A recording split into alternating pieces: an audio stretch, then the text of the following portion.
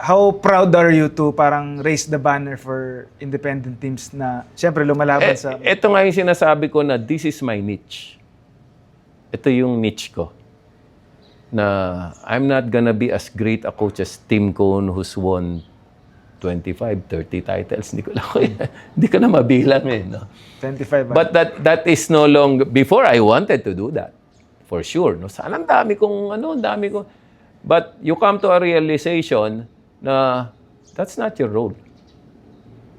You can win a few, which I already did. You can try to win 1 or 2 more, which we are trying to do. No? But that's not my niche. You can accept that after a while. Pero initially, gusto mo,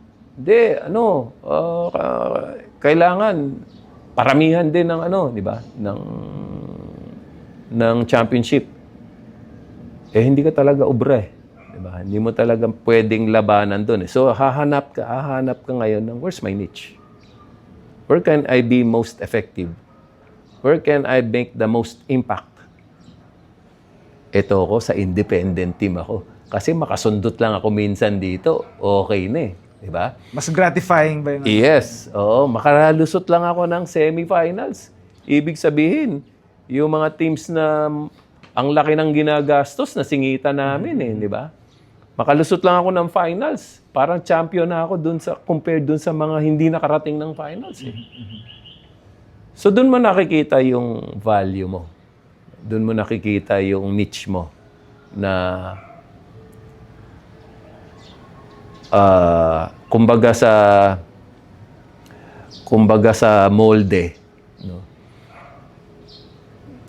Ito yung pinasukan mo na molde na sakto yung mo eh. No? Sakto yung paniwala mo. Magaang sa'yo magtrabaho. Mga kausap mo, sincere sila sa sinasabi nila. Alam mo na naiintindihan nila yung sitwasyon mo. Kasi merong mga sitwasyon na sobrang lakas ng team mo, talaga hindi ka pwede matalo. Hindi ka pwedeng dapat minimum mo dyan, finals. Oo, minimum mo, finals. Pag di ka nakapasok ng finals, sa laki ng ginagastos natin, sa lakas ng team mo, yan? Underperformance yan. So, may additional pressure talaga sa'yo. Pero sa ngayon, although of course, parati namang may pressure eh. Kahit na nasa independent team ka, kahit na nasa lower team ka, kailangan mo pa rin manalo eh. But at least, I think, people treat you more realistically pag nandun ka sa niche mo na yon.